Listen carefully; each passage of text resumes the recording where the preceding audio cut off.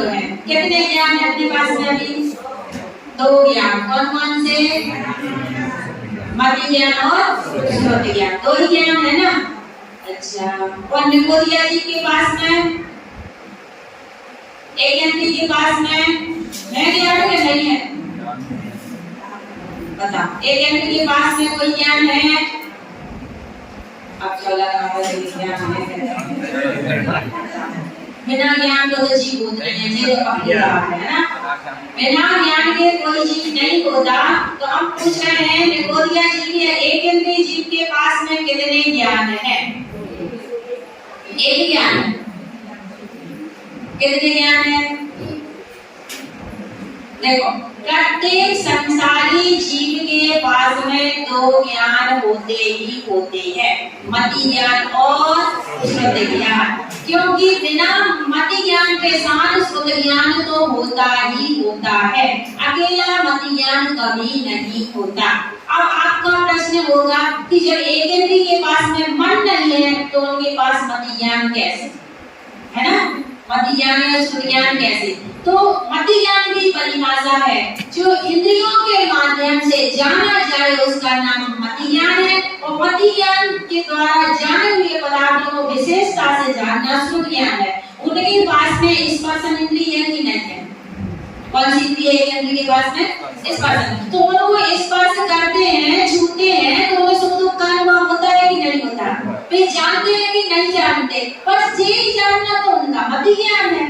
वो अपन को 5 इंद्रियों से जानते हैं, मन से जानते हैं, उनका ज्ञान स्पर्श इंद्रिय से जानता है। तो इंद्रियों के द्वारा उनको जानना होता है ना, इसलिए उनके पास में मति ज्ञान भी है और श्रुति ज्ञान भी है। इसलिए अपन को पता नहीं चलता कि उनके पास में ज्ञान है कि नहीं है, कि उनके पास में जन्म से ज्ञान का उघाड़ है। उघाड़ का मतलब क्षयोग सा, मतलब उनके पास में जो ज्ञान है वो जन्म में सा दिखाई देता है। अक्षर के अनंत में भाग बराबर ज्ञान उनका प्रकट है, बाकी का सारा ज्ञान क्या है? आवृत है, ढका हुआ है। जैसे अपना ज्ञान है, तो अपना ज्ञान जिसका जितना ज्ञान खुला है और जिसका जितना ज्ञान ढका है, जिसके ऊपर ज्यादा ज्ञानावरणी दर्शनावरणी का आवरण होता है। ज्ञानावरणी कर्म अपने ज्ञान को ढकता है और दर्शनावरणी कर्म अपने दर्शन को ढकता है। तो जो ज्ञान को जो ढकता है वो ज्ञानावरणी कर्म का जिसके ऊपर जितना आवरण होता है वो उतना ही कम जानता है, उसका उतना ही कम होता है। आपने देखा होगा कि अगल-बगल में इतने सारे लोग बैठे हैं, अब किसी का ज्ञान बहुत ज्यादा है, किसी का ज्ञान थोड़ा सा है, किसी की स्मरण शक्ति इतनी तेज है कि 1-2 बार में आप समझ लेते हैं, और किसी की स्मरण शक्ति बिल्कुल नहीं है कि 10 बार भी समझाओ तो भी समझ में नहीं आती। ऐसा क्यों होता है? सब ऐसे है, क्लास में विद्यार्थी पढ़ते हैं तो कोई टॉप करता है और कोई पास भी नहीं हो पाता। ऐसा क्यों होता है? क्या कारण है इसका?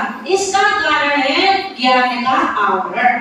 जिसको कम ज्ञान है, जिसको बुद्धि नहीं है, समझ लेना उस पर आवरण, ज्ञानावरणी कर्म का आवरण ज्यादा है, और जिसकी ज्यादा विशेष बुद्धि है तो समझ लेना उसके ज्ञानावरणी कर्म का आवरण कम है।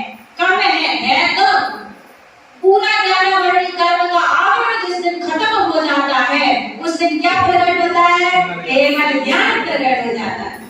केवल ज्ञान, अपने पास में शक्ति है, अपने पास में ज्ञान में इतनी शक्ति है, इतनी शक्ति है, इतनी शक्ति है कि एक समय में तीनों लोगों को जान ले, तीनों कालों की पर्याय जान ले एक समय में। प्रत्येक द्रव्य के, प्रत्येक गुणों की, प्रत्येक पर्याय को जानने की सामर्थ्य हमारे पास में है, इस ज्ञान गुण में है, इतनी ज्ञान की सामर्थ्य है। माने अपने साथ में एक द्रव्य के सामने भूतकाल में जितनी घटनाएं घटी हैं, वर्तमान में जो घट रही है और भविष्य में जितनी घटनाएं घटने वाली हैं, जितने भाव है, सारे के सारे भाव को कौन जानता है? किसके ज्ञान में झलकते हैं? केवल ज्ञान में झलकते हैं। ऐसा केवल ज्ञान स्वभावी मैं हूँ, मेरे में ऐसा केवल ज्ञान भरा है, लेकिन वो प्रकट क्यों नहीं है? किसके कारण? ज्ञानावरणी कर्म के कारण। ज्ञान का आवरण इस पर पर आने के कारण अपन लोगों को क्या होता है, जानने में कम आता। लेकिन इतना हम सौभाग्यशाली हैं कि इतना आवरण हमारा छट गया है कि हम जिनवाणी सुनने के योग्य हो गए हैं, हम जिनवाणी सुनने के पात्र हो गए हैं, हम वेद विज्ञान की पात्रता हमारे अंदर में जग गई है, सम्यक दर्शन को प्रकट कर सकते हैं। इतना ज्ञान तो हमारे पास में आ गया। एक इंद्रिय, 4 इंद्रिय तक के जीवों को, असेंद्रिय पंचेंद्रिय तक के जीवों को इतना ज्ञानावरण करने का आवरण होता है कि उनको जो सुनने समझने की शक्ति होती ही नहीं है। माने इतना ज्ञानावरण करने का अपना क्या हो गया है, क्षयोपशम हो गया। इसको क्या कहते हैं, क्षयोपशम। माने क्षय है और उपशम है। तो इतने ज्ञान का हमारा उघाड़ है कि हम कुछ समझ सकते हैं, ज्ञान कर सकते हैं। अगर इस ज्ञान के उघाड़ में, ज्ञान का हमें जो क्षयोपशम मिला है, अगर इसका जीव सदुपयोग ना करे, वेद विज्ञान ना करे और अहंकार करे तो क्या होगा।